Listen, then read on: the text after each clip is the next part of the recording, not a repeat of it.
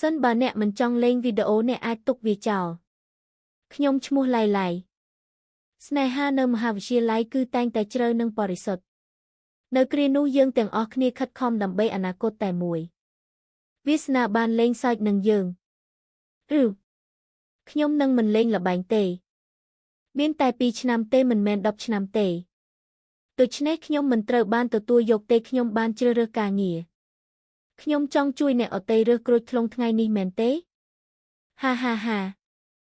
នៅពេលនោះយើងហាក់ដូចជាមាននៅក្នុងជីវិតរបស់គ្នាទៅវិញទៅមកតាមរបៀបផ្សេង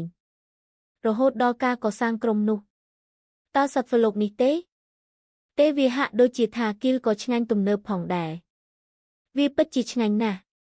បន្ទាប់ពី20នាទី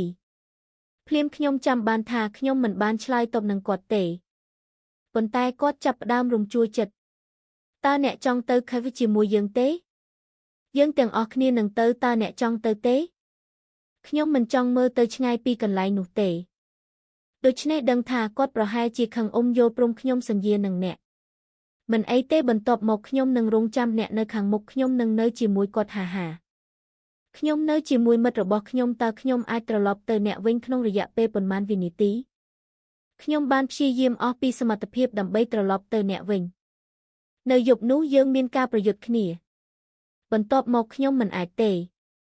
នៅពេលនេះខ្ញុំពិតជាមានអារម្មណ៍ថាគ្មានអំណាចនៃទំនាក់ទំនងចម្ងាយឆ្ងាយឆ្លងកាត់អេក្រង់ដើម្បីសម្លាប់អ្នក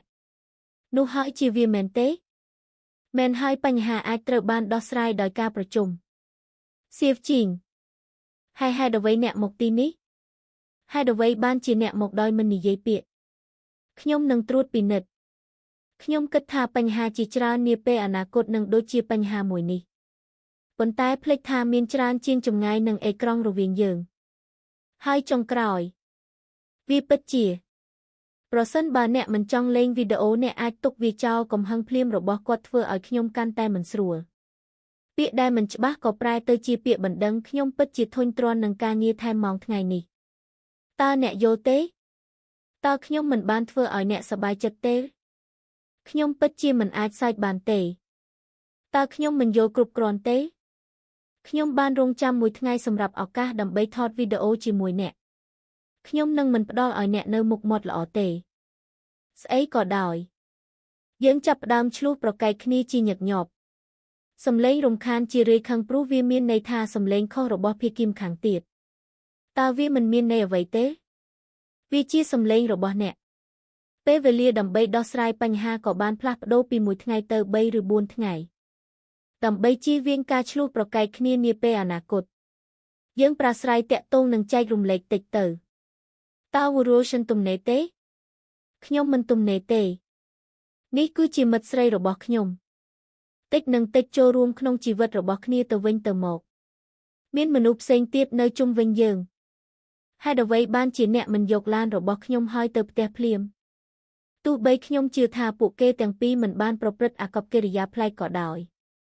ខ្ញុំមិនត្រូវការវាទៀតទេជាការប្រសើរណាស់បន្ទាប់មកអ្នកយកចិត្តទុកដាក់ចំពោះសុវត្ថិភាពប្រធានក្រុមលាហើយប៉ុន្តែខ្ញុំខ្លាចជៀសមិនរួចដែលថាភាគីម្ខាងទៀតនឹងវង្វេងចេញនៅពេលណាមួយ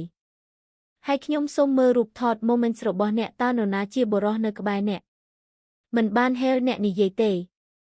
បន្ទាប់មកអ្នកមិនបាននិយាយប្រាប់ខ្ញុំទេកាលពីពេលមុនដែលខ្ញុំបានទៅរកក្មេងស្រីនៅក្បែរអ្នកអារម្មណ៍ដែលត្រូវបានបង្ក្រាបអស់រយៈពេលជាយូរមកហើយកំពុងផ្ទុះឡើងនៅពេលនេះអ្នកបន្តនិយាយអំពីអារម្មណ៍សុវត្ថិភាពតើអ្នកបានផ្ដល់ឲ្យខ្ញុំនូវសុវត្ថិភាពគ្រប់គ្រាន់ទេដូច្នេះប្រសិនបើខ្ញុំមិនសួរតើមានអ្វីនឹងកើតឡើងនៅយប់នេះទេតោះជួបគ្នា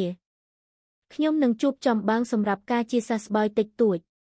ប៉ុន្តែបានរកឃើញថាការឆ្លោះប្រកែកគ្នារាប់មិនអស់ក្នុងរយៈពេល1ឆ្នាំកន្លងមកបានធ្វើឲ្យយើងកាន់តែឆ្ងាយនិងឆ្ងាយហេតុអ្វីបានជាខ្ញុំមិនយកវាសម្រាប់អ្នកសូមអរគុណខ្ញុំឃើញនោះហើយជាពេលដែលខ្ញុំបានយល់ភ្នំនិងសមុទ្រអាចឆ្លងកាត់បានបេះដូងរួមគ្នាប៉ុន្តែមិនអាចបង្កើតវាបានទេមនុស្សខ្លះស្ថិតនៅក្នុងចិត្តរបស់ពួកគេយូរជាងការនៅក្បែរអ្នកចងចាំថាត្រូវយកចិត្តទុកដាក់